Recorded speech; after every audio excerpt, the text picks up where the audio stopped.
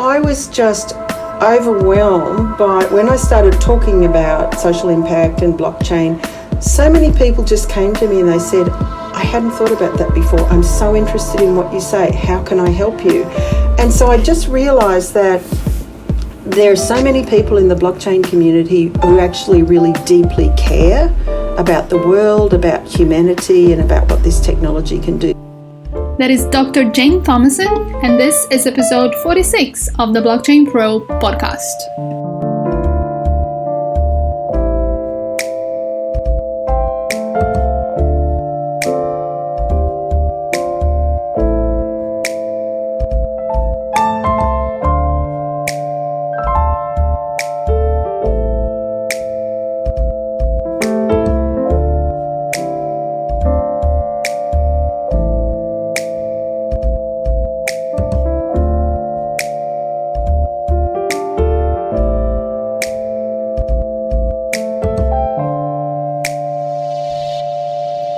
Hello and welcome to episode 46 of the Blockchain Pro podcast. I'm Adriana and today's guest is Dr. Jane Thomason.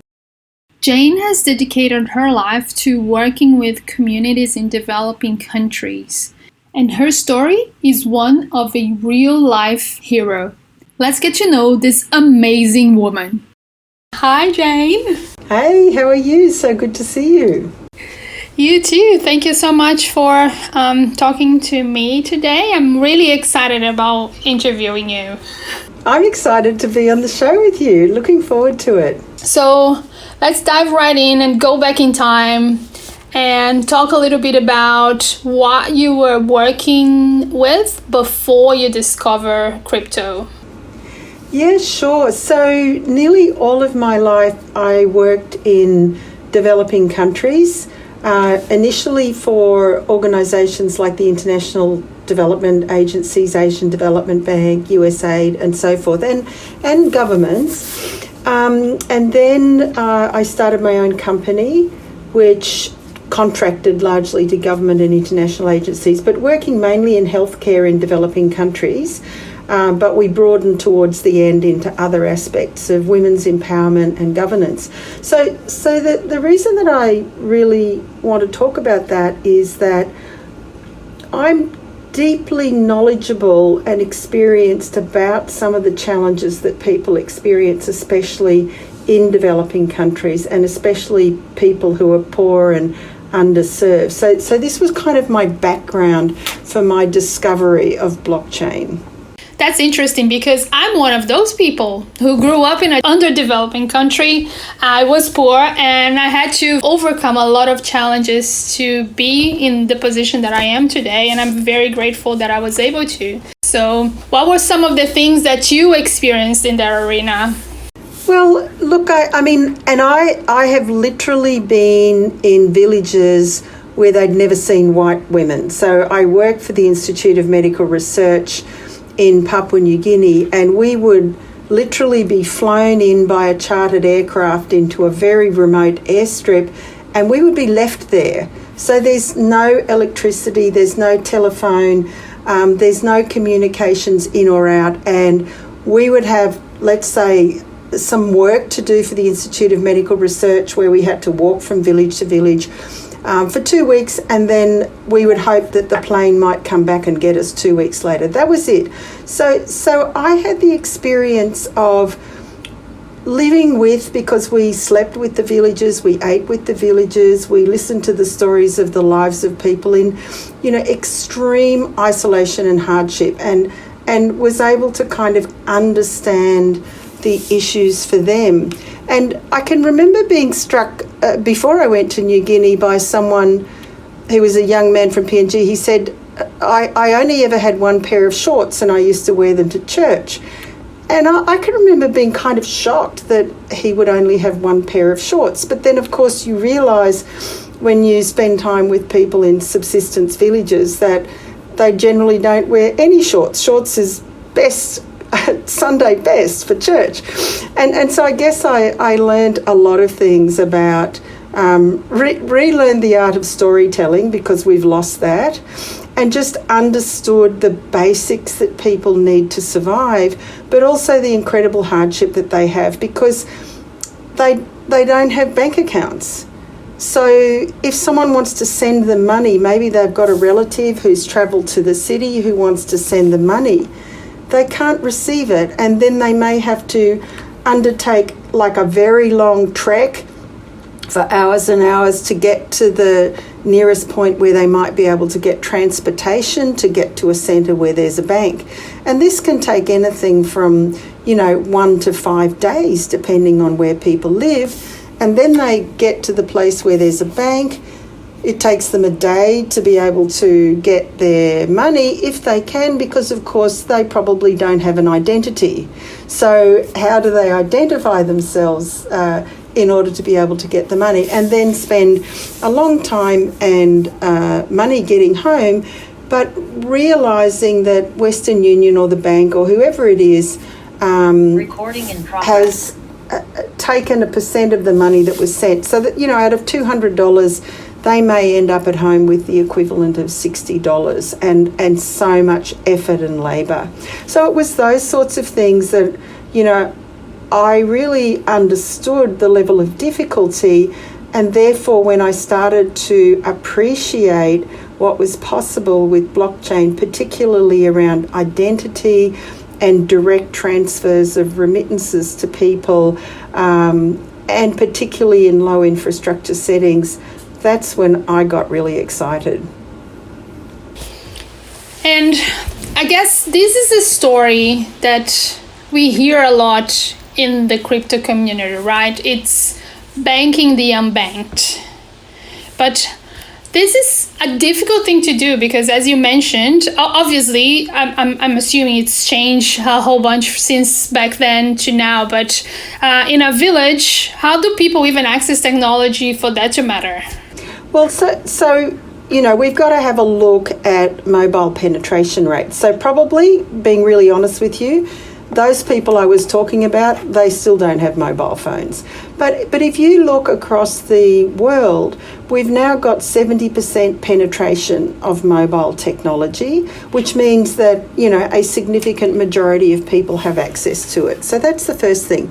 The second thing is that not all technologists, but some have appreciated that not everyone's got a smartphone and that you need to develop some of this technology for 2 and 3G applications or even meshnet setups and so forth. So people are starting to realise that they have to develop simpler applications for those people who don't have mobile connections. The other couple of things that I think are worth mentioning is that governments are understanding how important mobile technology is to be able to connect people to the global economy. So there's a lot of experiments going on around the world where governments are issuing low-cost mobile phones to remote communities so that they have that. And then finally, both governments and some of the blockchain projects that I'm aware of, and Electronium is one of those, they're doing deals with the telcos. So people can actually receive free airtime in exchange maybe for small amounts of cryptocurrency. So people are innovating and coming up with ways. That doesn't mean every last mile person can be connected. But if you start with the premise that 70% of the global economy can be connected, that's a heck of a lot of people. So what was the light bulb moment for you? Was it Bitcoin came about? When did you first start paying attention to this ecosystem? Well, so back in about 2010, I would say, my son kind of came one day and he said, "Oh, Mum, they've invented this digital currency. You should buy Bitcoin." And I just thought he was ridiculous. And I completely ignored him and told him to go back and study or whatever it was I thought he should have been doing at the time. And of course it was maybe 10 cents or something at that time. And, I just forgot that interaction. And he came back in about 2016 and he said, "Hey, Mum, remember when I told you to buy Bitcoin? Did you buy any?" And I said, "No." And I think by that time it was maybe around $3,000 or something, a lot more than 10 cents. And he said, "Now listen, you didn't listen to me when I told you to buy Bitcoin, but you need to learn about blockchain, which is the platform that Bitcoin is built on, because it's going to change everything and it's going to be really important. So I felt a bit ashamed, really. And so I thought, okay, I'm going to start reading about this technology. And I started reading about it and trying to find out about it. And really all there was around at that time was a lot of technical detail around, proof of stake and Merkle trees, and then a lot of hype about crypto, which I didn't find at all attractive because, money's never been a motivator to me. So I didn't like it much, but I kept reading about it. And then I sort of started understanding outside of cryptocurrencies what the technology could do. And one day I was just sitting there reflecting. Now, my company had worked on the reconstruction of Banda Aceh after the Boxing Day tsunami. I don't know if you remember that, but 200,000 people lost their lives in Banda Aceh alone in the tsunami. And we came in not long after that, so I saw the impact of this devastating tragedy on the population, but I realised it wasn't just that so many people lost their lives. No one knew who they were, and no one knew who the people were who were accumulating in the camps. No one had identities. All the bank records had been washed away, all the health records had been washed away, all the land titles had been washed away, and then donors started flocking in, sending money. No one knew whether it was getting to the right people. Human traffickers sadly come into settings like that, and they're able to operate because of the lack of identity. And I just had one of those kind of aha moments when I thought, like, if all of this had been connected and sort of secured through some sort of biometric identity on the blockchain, that it wouldn't have changed the tragedy, but it would have made the reconstruction and the rebuilding so much easier. And it was literally at that moment I just went like, I have to get behind this and I have to make this technology live up to its promise. Yeah, because you cannot change the tragedy, but you can change how you respond to the tragedy, right? Yeah, that's right. And so I, from that moment on, I just, up until then, I suppose I wasn't committed. I was trying, but I wasn't committed. From that moment on, I was really committed to learning and understanding, and then being a voice to help people connect with this technology and understand how important it is. Because you also have to remember, this is 2016, I think it would really be considered, a bit of a fringe technology, and inhabited by really fringe kind of people, the anarchists and the libertarians and all these people in dress-ups. And so, I wanted to go and talk to governments and international agencies and tell them why this was important. And it was a very difficult time to do that, I can tell you. But I just decided that was what I needed to do. And so I set about to do that. And what was some of the lessons that you've learned and ways that this technology can be implemented to start tackling those problems? Well, I learned lots of lessons, and some about the technology and some are just about people. And the first one that I learned, which was I was really heartened, was I thought, I'm going to turn up at my first blockchain conference and hackathon and people are just going to reject me. No one's talking about social impact. I'm older, they're all cool, driving their Lamborghinis and doing whatever they do, and no one will want to talk to me. But I was just overwhelmed by, when I started talking about social impact and blockchain, so many people just came to me and they said, I hadn't thought about that before. I'm so interested in what you say. How can I help you? And so I just realised that there are so many people in the blockchain community who actually really deeply care about the world, about humanity, and about what this technology can do. So that was the first one, and their generosity, and I've always experienced that. If I go to someone and say, hey, I'm looking at this project, you're a developer, can you have a look and just see if it's real and the code's solid? They do. You ask anything which is around, something that has a high purpose, people help you. So that's I think my first thing. The second thing was, in those early days, you would be forgiven for thinking that Bitcoin and Ethereum were the only blockchains that existed in the world. And that there was real kind of tribalism then developing. And as other platforms came along, you realise that there was the, Ethereum tribe, and then the EOS tribe came along, and now we've got the Cardano tribe and all of that. And I don't know that I'd appreciated that the tribalism is about the need for the network effect. So they need the people to be loyal and devoted and build their apps on the top of, their platform. So I don't think I'd realised that and the power of the network until, I started getting to know it a little bit earlier. I guess, the other things, and people are solving them now, was just how big of an obstacle the cost and scalability issues were. And I remember looking at a project that sounded really great, which was about poor farmers and supply chains. And I asked for the people to let me have a look at, what their cost model was. And I just looked at it and I went, there is no way ever any poor farmer, unless it's funded by a grant from someone, is ever going to be able to use this.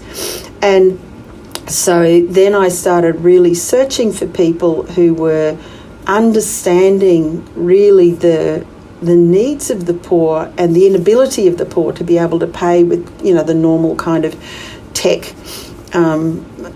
fees, and people who are trying to solve that problem so that they could provide people the service without the cost and also deal with the volatility issues, because, it's all very well if I send you $100 and, the price of Bitcoin goes down and you've got 50, that's probably not going to change your life. But for someone who's got nothing and for whom that $100 means everything, if it falls to $50, it's actually quite devastating. So just understanding those consequences. And then finally, I think a lot of the tech community think if they've built the tech, that's the end of the story. And it's nothing but the beginning of the story. And in particular, because they're not doing it so much now, but in those days, tech people are sitting in Silicon Valley or, London, Berlin, wherever they are, building this thing, never even going to a developing country or to a community who are likely to use the tech, or understanding what are some of the cultural and adoption issues. Even things like we'll send money to women on mobile phones, not understanding that sometimes it's the husband who owns and controls the mobile phone, not the woman. So just those problems all need to be sorted out. So a lot of people didn't have much idea about that, but I think we're seeing that changing, absolutely. I guess as we move from being purely a technology to being a community technology, right? The community part is becoming more intrinsic to everything that's being built and worked out, which is really interesting to see. Like, I think this year is the year of NFTs. Next year is going to be the year of DAOs. And how are we going to start organizing ourselves in different ways to solve these types of problems? So what are you working on now that's interesting? Oh, look, so many things. It's such an interesting time. So one thing is I'm working with an analytics company that basically helps understand DeFi and track DeFi and what's going on. And that's been so interesting to me because I'm really in the guts of what's going on with DeFi and NFTs and all of these things. So, I've just learnt an enormous amount from supporting this company. I'm working on a few other projects, a couple of stablecoin projects, and I'm also continue to support startups, some in India and Africa that are working on self-sovereign identity health records, for example, a women's empowerment platform. So a lot of different things. And we're just coming to the end. I think this is a COVID thing. With Ingrid Vassiliou-Feltes from Miami, we've been writing a book on applied ethics for a digital age, including a chapter on blockchain. So there's a lot of ethical implications around blockchain. So have a look out for that. And then I'm incredibly excited because I finally have permission to leave Australia. So I've got the opportunity to go out and meet up with the people on the different projects that I'm working on, and I'm very much looking forward to that. Isn't it funny that we live in this permissionless world, but we aren't allowed to do things in the real world? Oh, it's a very peculiar world at the moment, and I think Australians and our government have really lost our way, and we've lost perspective, and I'm really keen to get out there in the world and have a look back, but I'm pretty confident I will still have this opinion when I'm out. Oh, I think I'm going to be sort of right behind you if I can. So many people are. I just spoke to someone who's relocated to Singapore from the blockchain space, Jason Lee from Algorand. I was emailing him and he said, I'm in Singapore now. And then I spoke to him, he said, I just couldn't take another lockdown in Melbourne. We've moved to Singapore. And I thought, I think a lot of people are going to be doing this. Yes, hopefully the lockdowns will end soon, but then we're going to have the battle between the vaccinated and the non-vaccinated. It's not a good rest of the year ahead. Someone in the government needs to grow some balls, frankly. I mean, they are shameful, our politicians. They are. Let's talk about other things then. Otherwise, we're going to get aggravated. Although my next topic is one that could get us aggravated nonetheless. You have been a great voice in the equality and women in blockchain space. Women like us who have a little bit more experience can relate to how different things are now from what they were 20 or 30 years ago when we started our careers.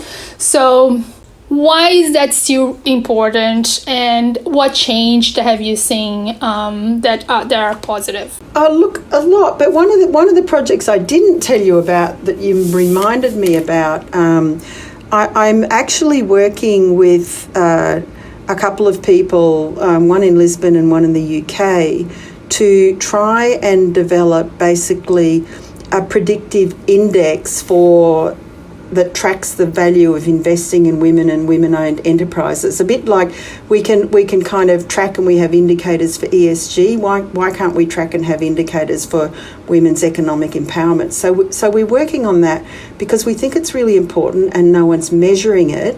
And then plus, I think as women, we need to take some responsibility, because there's a lot of women who just complain that it's not equal, it's not fair, there's more men in blockchain. I'm a person who believes that you make your own future and you make your own fortune. And if you spend time just complaining about inequity, then you're never going to get out there and, build something. So my view and the way that I've always approached women in blockchain is find the women who are already doing awesome things and make sure other people know about them. Make sure, I always provide women speakers to any conference around the world who wants them, because there's so many who are good, they just don't know how to find them. And then to say to women, start your own project. Don't complain that the men have got more projects than you. Where's your good idea? Get your team together, start your own project. And then I think the other thing, and we're seeing it now, is that people are starting funds that proactively invest in women. We need more of that.